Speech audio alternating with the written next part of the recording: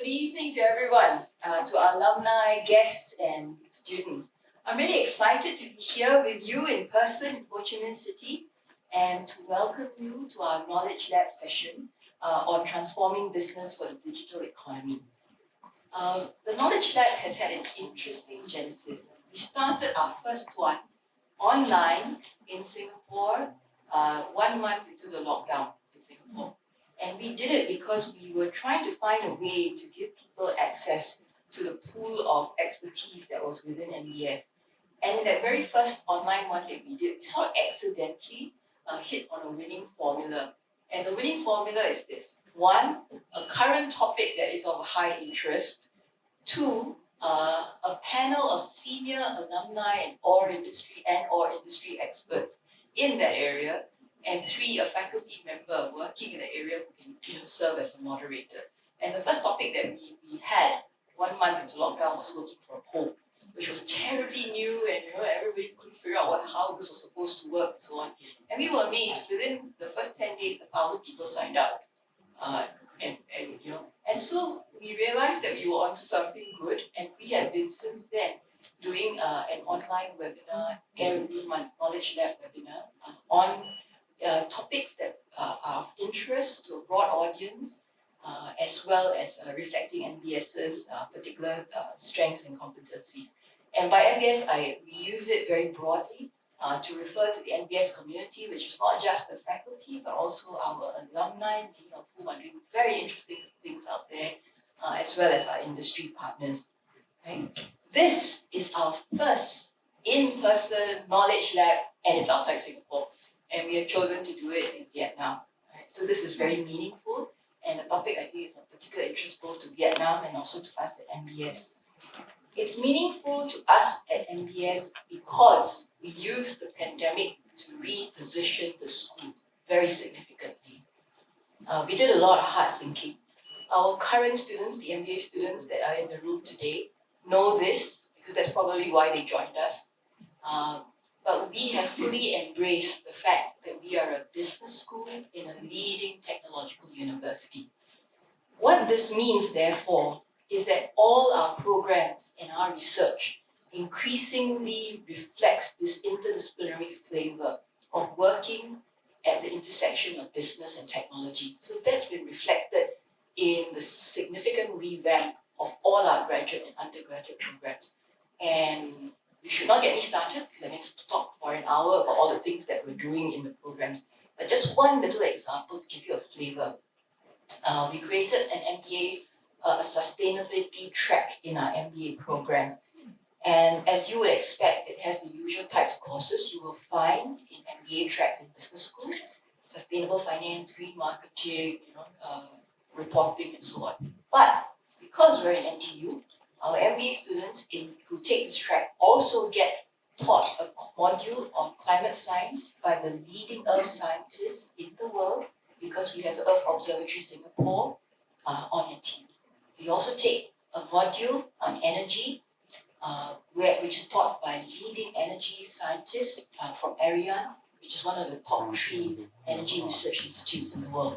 Right? So these are the sorts of things that we are doing. The other major shift is that all of you here are either currently students or are alumni of our graduate and undergraduate programs. But I think you all have known that the pandemic has highlighted the fact that learning is going to have to be lifelong for all of us, right? Because of all the disruptions and shifts. No matter how good a job we do together at undergraduate and graduate, it isn't going to be enough. So we have significantly ramped up many times over in the last few years our continuing executive education.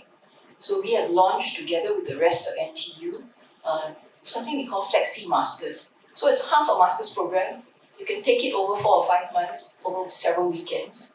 It's not a master's degree, it's one of the micro-credentialing masters. And obviously, again, being a business school in a technological university, we're doing it in areas like business analytics, sustainability with that particular flavor. We've got a leadership development program for engineers and so on.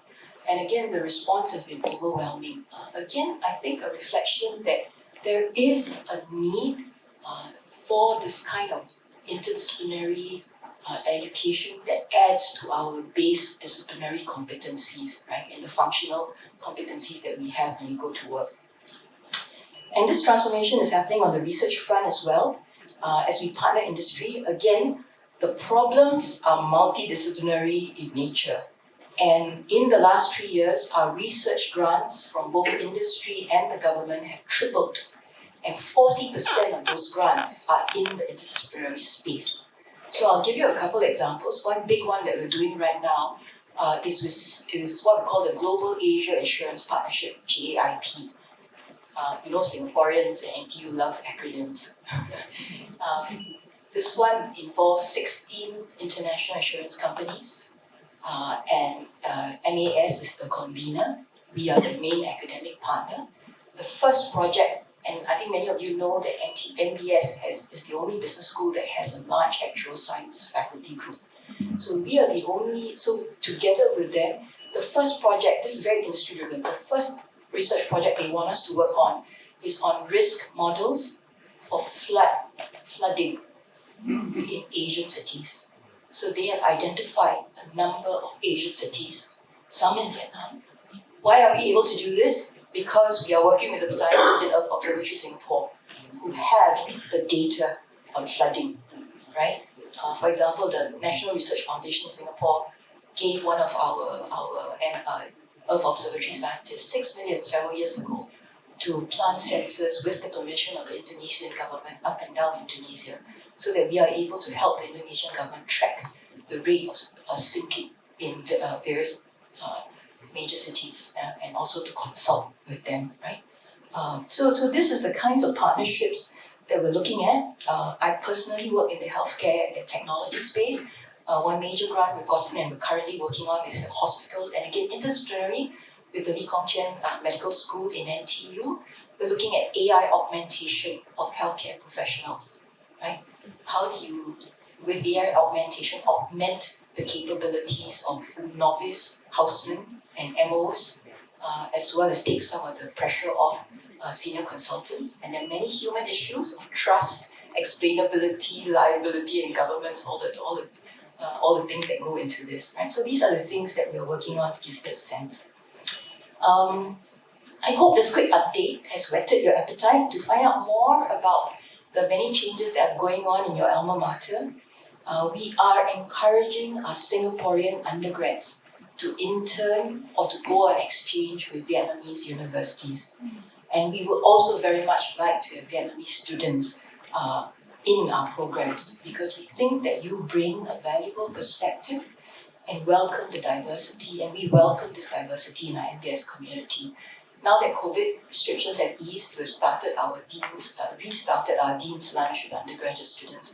And just 2 days ago, I was having lunch with groups of them. We do about 40 students at a go in tables of 5 or 6. I was talking to the students at my table. And of course, at that age, when they go on exchange, everybody wants to go to New York. So so very gently I was listening to them, and I was saying, yeah, but you look ahead, I think there are a lot of opportunities for you here in ASEAN, and maybe you should rethink. And again, I think this is part of the NBS spirit, that people are very open and rational. And as we talked about it, I could see the light bulb going on, and there was some shift. And they sort of ended the lunch by saying, yeah, this is interesting. We would be open, and we would like to think about this, right? So I said, good, because I'm going to Vietnam. We will open some doors for you, and we hope that many of you will take these opportunities. Yeah. So just to give you a very quick sense of this is some of the many things that we're doing. Let me now turn to the main event, our Knowledge Lab panel.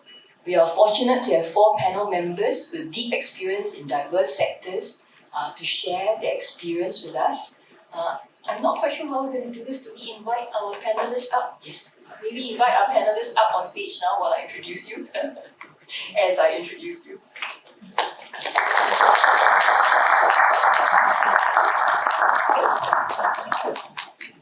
Okay, so I'm just going to do this alphabetically, so it's easy for me. Andre Lim is CEO of Maple Tree Vietnam, and he has many years of experience in the real estate industry, and he has also worked for several years previously in the public sector in Singapore's Ministry of Trade and Industry. Okay. Filippo Scaglia is Senior Associate at Dezan Shira and Associates, a Pan-Asian multidisciplinary professional services firm. Filippo is a law graduate from the beautiful city of Bergamo, which I have visited in Italy, and he has spent many years working in various cities in Asia in business advisory.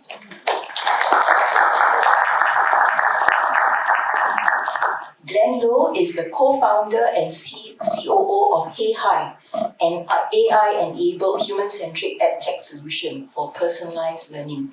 He has a PhD in engineering from NTU and has worked in the education industry for many years.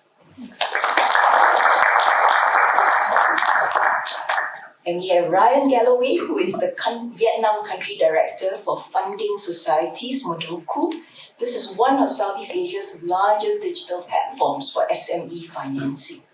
Now, prior to this, Ryan was involved in iCare Benefits, Vietnam's first BNPL, which I understand is Buy Now, Pay Later, where he drove sales, product development, and corporate development and saw massive growth across 6 countries.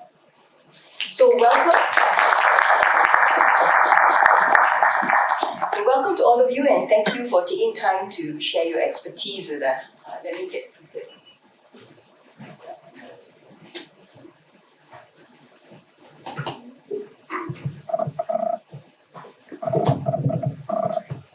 So digital transformation is the topic for today, and it's really been a cornerstone for Vietnam's economic plans, with the government strongly supporting it.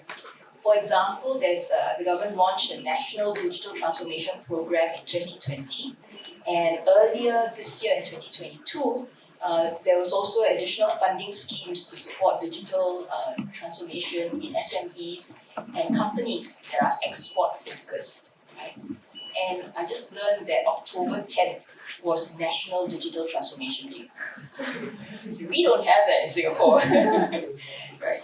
So I think this focus has had an effect. Vietnam has gone from being one of the smallest e-commerce markets in Southeast Asia just a few years ago to now being considered the fastest growing, with estimates that its digital economy will hit $57 billion in 2025.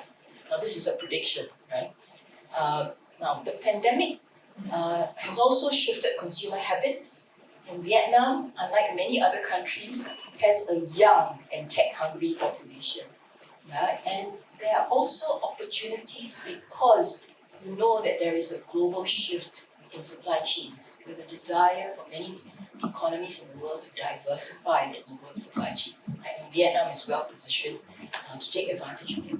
So against this backdrop, I think the first question I would ask our panelists is, what are some of the opportunities that you observe for transforming business for the growing digital economy in Vietnam? And Ryan, maybe you could start us off, given your experience working with SMEs. That's a very multifaceted question, very, very meaty. So Funding Societies is the region's largest digital lender, and we work with businesses in kind of 5 different countries. Countries which have very high level of sophistication of structured data, like Singapore, and then countries like Vietnam, where there's data available but not necessarily structured and kind of clean and brought across. I think that what we're starting to see more in Vietnam, I think both kind of 2 different initiatives, both private and government. The government perspective, they've been doing a lot of trying to provide transparency for revenue, cost, and tax. So I think one of the initiatives that you were talking about before is that they have concept of a red invoice here, which is a tax invoice.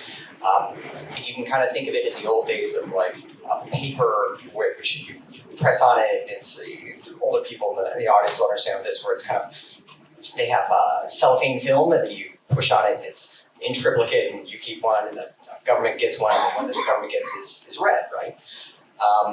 They've now shifted that it was accelerated because of COVID. Now, at least in Ho Chi Minh City and Hanoi, all of those invoices are issued electronically. And the reason why that's important for somebody like us is that if it's issued electronically, it's much more difficult for fraud, because it's something which is kind of lost by the Vietnamese government. So it makes engaging in fraud much more difficult. So it makes my job easier. So very good. On the private sector, if we think about kind of the waves of technology which have gone through, probably first was kind of Web 2.0, news media websites that kind of happened in 2000, and then the second one came was social media, social ride sharing, things like that. And that probably started around between 2008 to 2017. Now we're actually starting to see more startups, at least from the VC perspective, for B2B type applications. And so things like SaaS or CRMs or ERP, which is Vietnamese language for Vietnamese accounting. And so it's actually quite interesting. The point that you brought up before in terms of e-commerce, I think Bain said that in 2021, it's about 23 billion. The fascinating fact behind this is that, guess how much of that actually came from proper e-commerce websites? 5 billion. The rest came from kind of peer-to-peer Facebook sales or Zalo sales. So if you think about, that's a huge meaty problem that any hungry, able, willing business student would kind of get in to figure out how to be able to monetize the business flow for people that sell on Facebook, things like that. Thank you. Yes. I think some of these changes, increasing digitalization in the back-end system as well, is clearly creating a lot of opportunities. Andre, you're in real estate, and that's a pretty good barometer, right, of the kinds of businesses that are coming up. When businesses fail, they move out. When businesses grow, they move in. So from your vantage point, what sort of shifts are you seeing, and or any opportunities that are there? Well, I work in one of the oldest industries in the world, probably the second oldest industry in the world. So since mankind was in caves, right, real estate has always been something that everybody is focusing on. And along the way, real estate traditionally has been not the early adopter of technology. If you look at what has been happening, especially with the COVID and with all the online e-commerce, the boom of the e-commerce industry, there has been a lot of changes in terms of, from the sector perspective, right? If we look at where all the fund flows are going into, it's going into specific sectors like data centers, like for example, warehouses and also logistics. Mapletree, we are one of the largest logistics players in the world. And in Vietnam itself, we are seeing a lot of demand for all our warehouses, for the logistics, and also the last mile delivery, where they would require your location to be nearer and nearer towards the city area. Because if you have a logistics plant, the warehouse, right, that's like 2 hours away, that's very different from having something that's, so the micro sites are becoming more and more important, where they are able to fulfill the delivery within, like, say, 30 minutes. So that's one area. Now for the retail sector, right, I think it's like the e-commerce and all this have been talked about a lot. We do see that impact. If you look at the shopping malls, generally experiential shopping is the one that is going to do well. You cannot go online and have your McDonald's meal.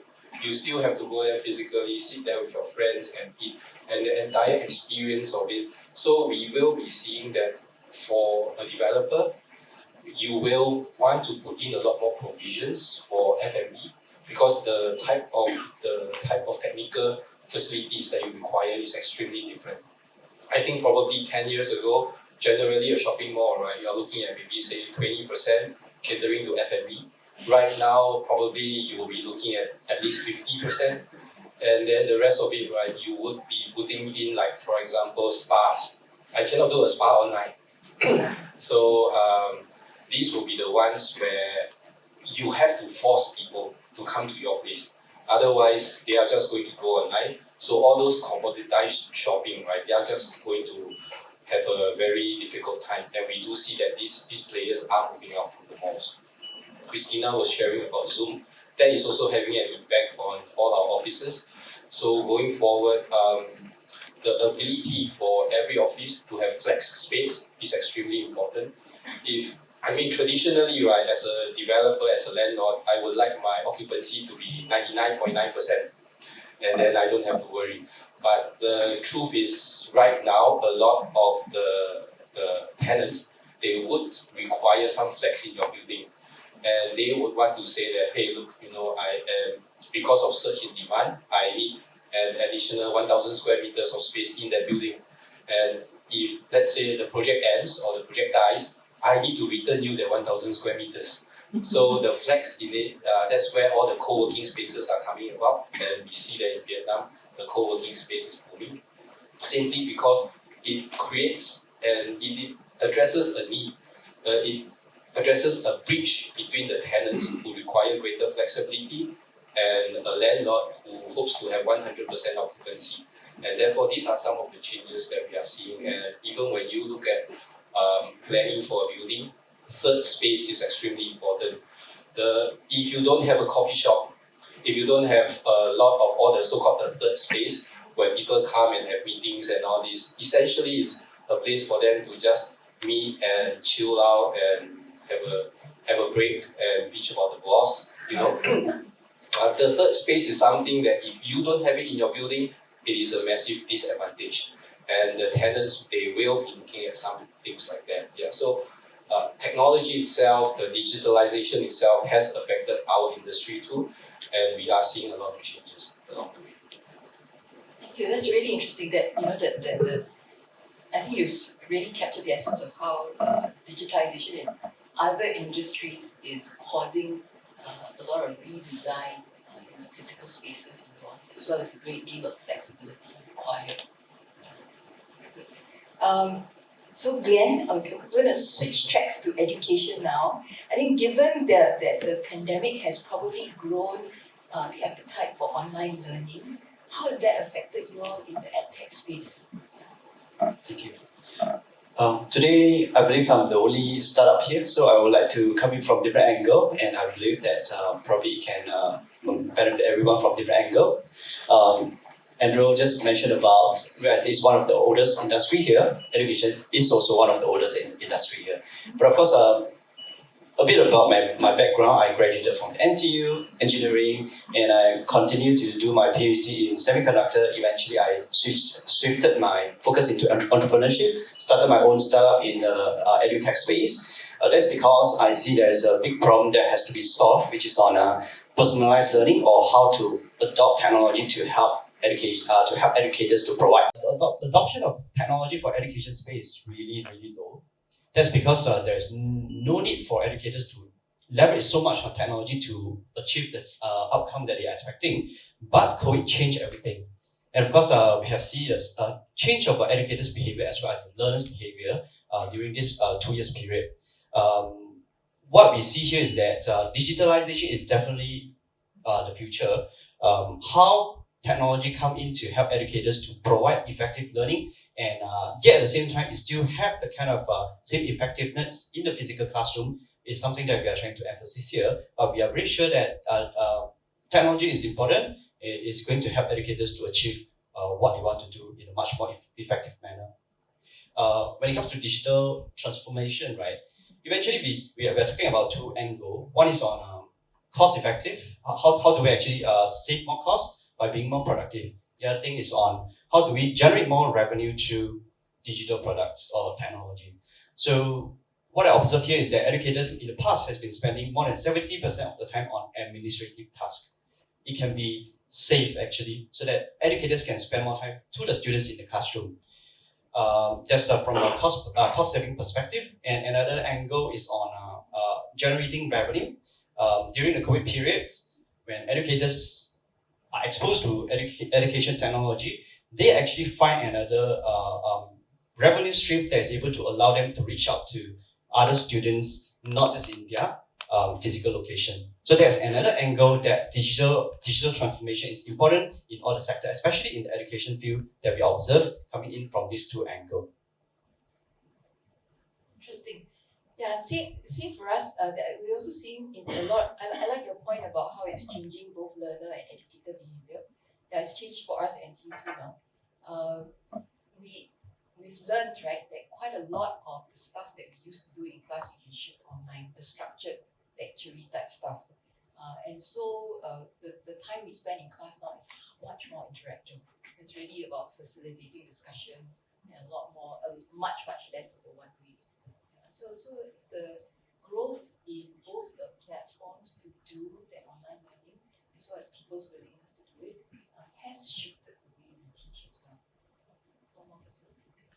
So Filippo, I thought it would be interesting to hear from you because your firm supports many in market entry to Vietnam and also in other parts of Asia.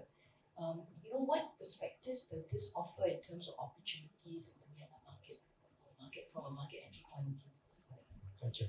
Yes, I would say that in the last years, Vietnam comes from a history of heavy manufacturing, being the hub for textile product and many other food-related products. But now the shift, the government is actually incentivizing and pushing the growth and development of, let's say, 4.0 industry and the high-tech industry with the high-tech park in the north, in Nanyang, and here also in Ho Chi Minh City. And you can see that they're actually putting the effort also to update the internal regulation to the international standards. Some might also be because they are required to do so by the many international free trade agreements that they have with different countries. But also you can say that they are taking the direction of really pushing on the digitalisation side. And we see that there are quite investment coming from abroad, mostly for Singapore, of course, which is we're discussing about is the need of foreign investment in Vietnam. Most from the US, and they are but I would say that the startups that are based in Vietnam are mostly related to the digital sector, being for electronic transaction, education, health, or banking, or services to local businesses, but they are mostly focused on digital part. And yes.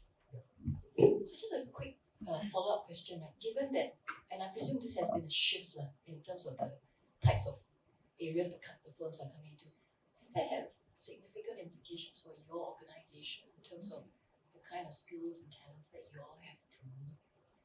Yeah. Yes, okay. For our firm, personally, I would say that we do have a department which take care of that. But it's still small. It is growing. It is growing because the demand is high. But I would say that for the experience of our clients, it's quite hard for them to find the skilled labor, the skilled employees here in Vietnam. It's actually one of the major issues of when the foreign investors come to Vietnam, approach this country, and they don't know about the market. Major issues are infrastructure, lack of infrastructure, lack of high skilled labor, and the lack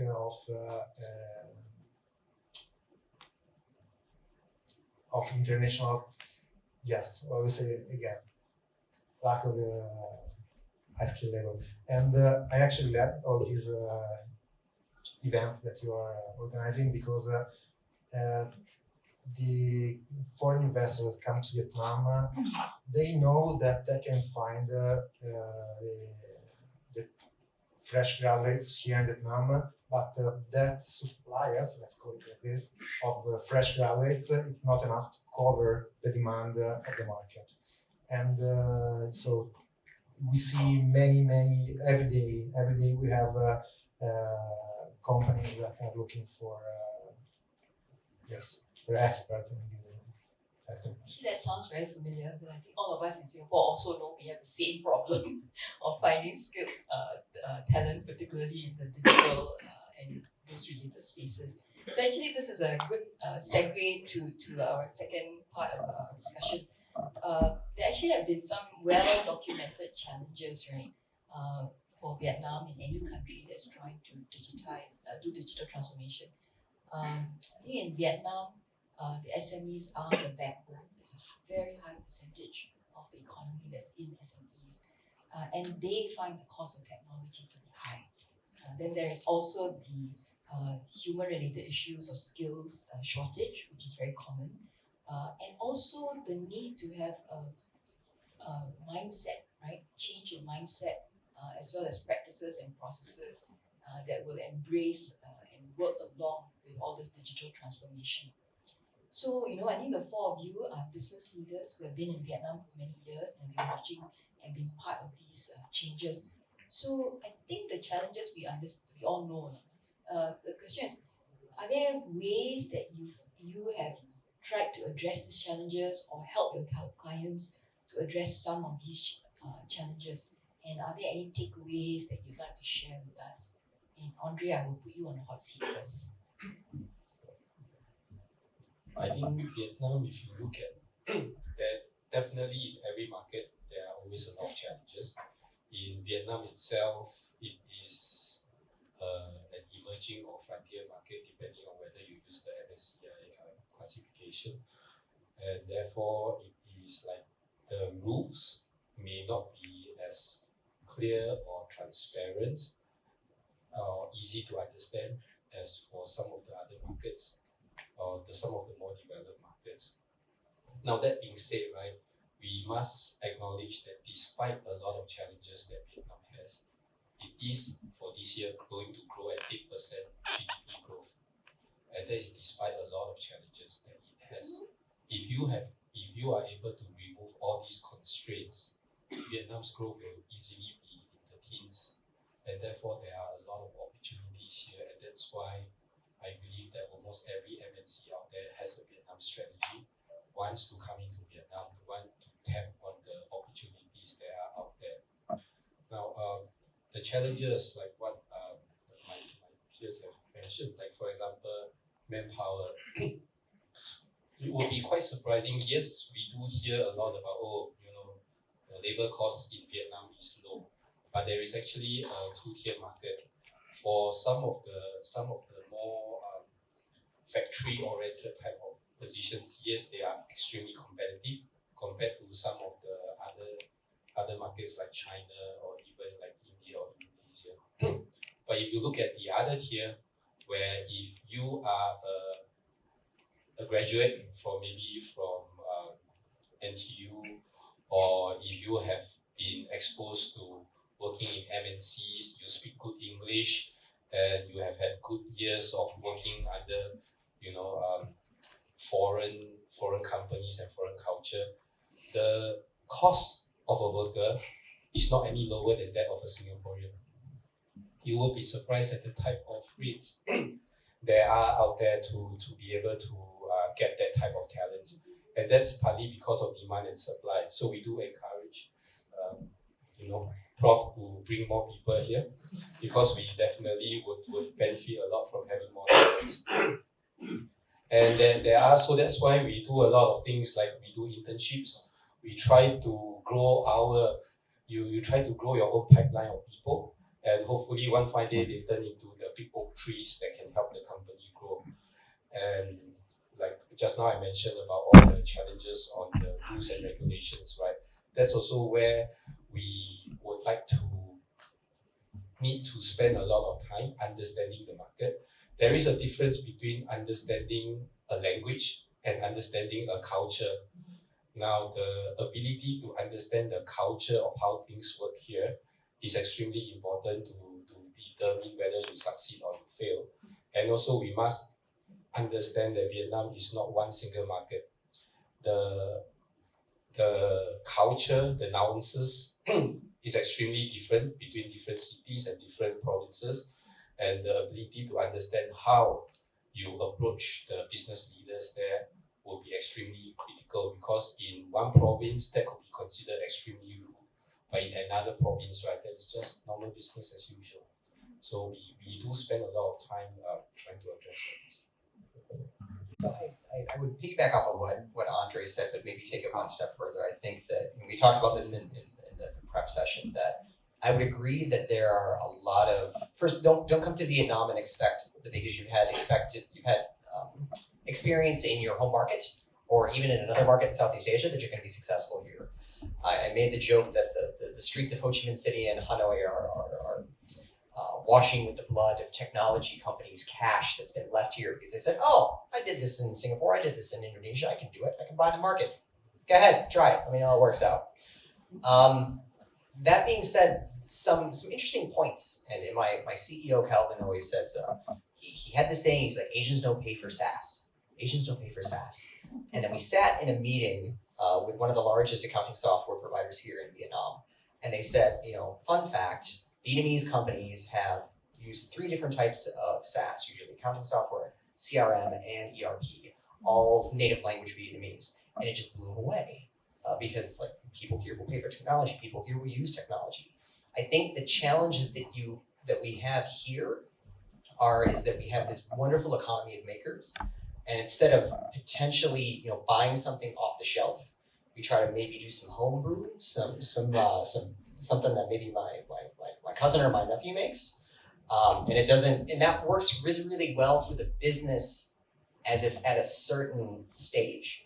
But because this economy grows so quickly, we outgrow the technology very, very quickly. So instead of kind of taking something off the shelf and customizing it, it's a bit more expensive. I think the last point on this is that there is an openness and a willingness here for people to adopt. But you have to, and again, in kind of understanding how the culture works, be able to justify both from the economic perspective. So if this software costs more than having one person do the work, it's going to be like you're going to have a hard time getting past accounting. But then you also have to be able to, like you would have to in any other market, kind of demonstrate the switching cost, which it's not an expense, but you have to get people kind of excited about wanting to be able to use it and really kind of define, look, if you do this, I will save you this much time. Or in Vietnam, we love reports. We love lots of Excel spreadsheets. You can say, look, I can save you 90 minutes every month that you can go home and spend with your kids because I automate this report for you. Done. Very easy. But I think that's not something that's unique to Vietnam. I think that's something that's probably universally applicable. Yeah, I'm smiling because when you said, there's a lot of makers here. It's not the opposite problem of what we have a little bit in Singapore. So in Singapore, we are so used to getting stuff made. In NTU, what we've been doing actually is we started quite a number of maker labs, right? So that our students can go in and tinker because we want to build that ability to make. So I think, there's some rebalancing that's required. But I think this idea that's starting to run through about the differences across countries and within countries, I think something that Glenn also alluded to. I think you've also operated businesses in different parts of Asia, right? I want to see a little bit about some of the challenges and different comparatively, what to do about it. Of course, we has been working with educators, schools, and learning centers from different parts of the world, and we have gone through the digital transformation with them during the past 2 years. And we ourselves is also believe in technology. That's why we are also leveraging a lot on technology solutions so that we are able to having a very good culture of remote working. Fun fact is we have over 35 employees from 6 countries of 10 cities. We haven't met each other at all. So how do we actually do it? First of all, culture is very important, and secondly is how do we leverage on digital product to eventually having everyone to move towards the same direction. So that's very important, and we ourselves has already demonstrated that it is important, it is doable. So we handhold our customers to explore the market together outside Singapore, or when it comes to different countries, we already have a know-how to share with them, and eventually we can grow together. Currently, every company has a Vietnam strategy. I do agree with that, and slightly different from the gentleman here. We are pretty new in Vietnam. We identify Vietnam as one of the key markets that we are focusing on. Although we currently have users from over 40 countries at the moment, we understand the importance of localization. We need to have a business strategy for different countries, especially in Southeast Asia. Especially in Vietnam, we understand the importance of that. So we are also having a localized strategy for this. um, having to work with different partners, different employees, different customers from different part of the world. We think the world is going to be very open, and we are really through the digital products that we have, right? We are actually connecting people, learning from each other, leveraging on the good, and understand your weakness, and eventually learn from that and improve, and eventually the whole ecosystem will be very healthy, I would say. Thank you. Okay, I will take this as example from in the education field. In the past, everything was offline. During the COVID year, everything has to online. So eventually, there will be a saturation point that we believe in is on how do we actually have education technology to support the educator so that eventually will be a blended experience or hybrid learning experience. When it comes to workplace, I believe that eventually it has to be a mix of online and offline. Pure online, I believe, will be very challenging. Just now before the talk, we really were discussing how is it like working remotely 100%. So we believe that when employees having the chance to meet each other once in a while, say once a week in the office to brainstorm about the ideas, that will be very healthy. At the same time, employees also appreciate the flexibility they have from working from home, working from outside, or in any mode that they feel is highly productive. So we foresee that eventually it's going to move the hybrid kind of workforce working environment. So Philip, you get to close out the panel before we go to Q&A. If you have any additional thoughts about how to deal with some of the challenges that you observe. Yes, I would say that it's both a challenge and also benefits for the Vietnamese country, because I would focus on the demographic of the country, because the average age is low, because it's quite low. I believe it's lower than, I don't remember actually the last number of the statistics, but it's lower than 35 years. And most of the 40% of the population it's lower than 30 or something like that.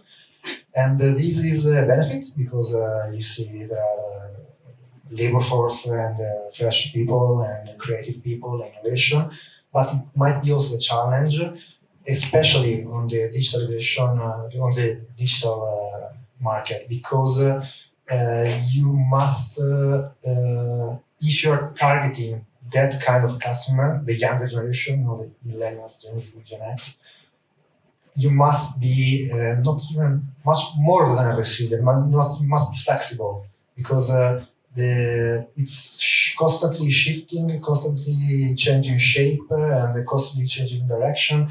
So you really have to be in the market and constantly getting updates and feedback from the market, because otherwise you're going to lose. The competition is insane. You are not the only player. New players are coming every month, every time, and you actually should put, if you are investing in Vietnam, you have a startup in Vietnam, you should be customer oriented. Otherwise, you're out of the game. You don't have a chance. Yes, thank you.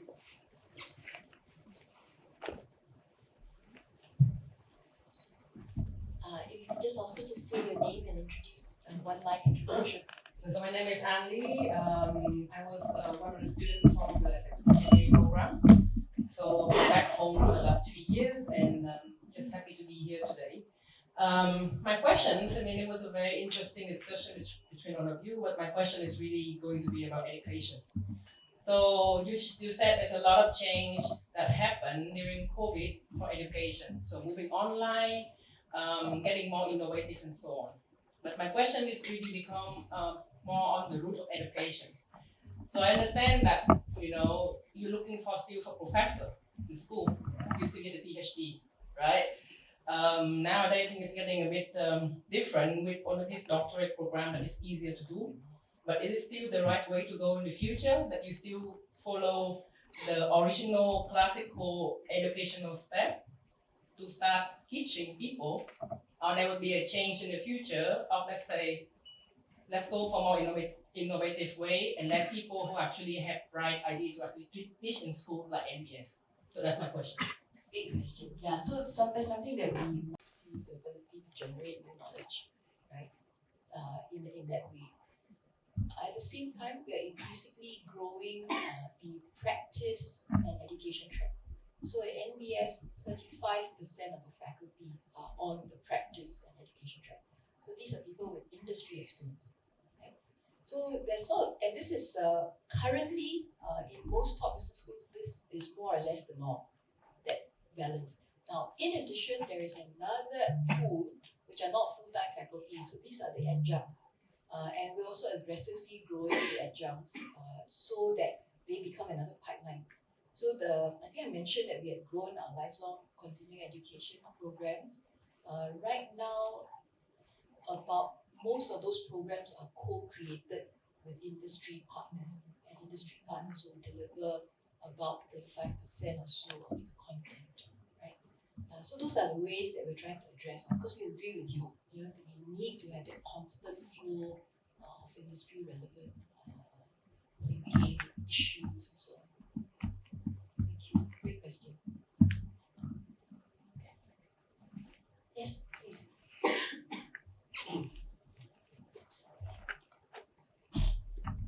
Business accountancy, 96. So my question is for Andrea. I'm in seafood business in corporate secretary and also F&B. So Andrea was talking about retail F&B experience. So today we can see that the chain of F&B business is actually going online. So how can Mapletree attract the F&B to go back into the retail, and what can you offer? Because we're seeing that consumer behavior is changing towards convenience, towards e-commerce, and everything is on the phone. So how can you attract people like us, which we are offering Singapore food, to come into Mapletree as being a Singapore company. So we are looking forward to partner together, but we need to have the value proposition to be able to make the business sustainable. Yeah, thank you. Thank you. Very good question. I meet a meal with my friends. It is essentially so that I can experience getting to know them better and all this.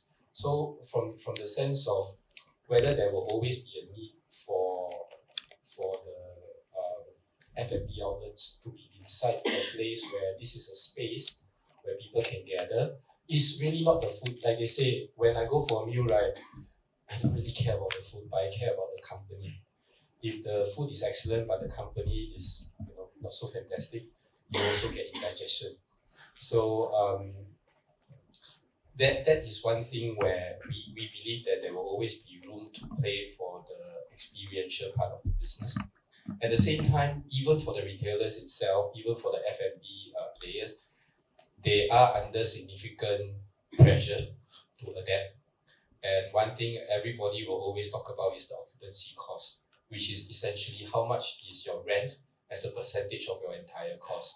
Typically, if the person's, and we track that very religiously, we know exactly every single retailer, how much is your occupancy cost. Because I have my POS, the point of sale system, I can know exactly how much revenue you're getting, what is your cost, how much you're paying me, whether I'm charging you enough.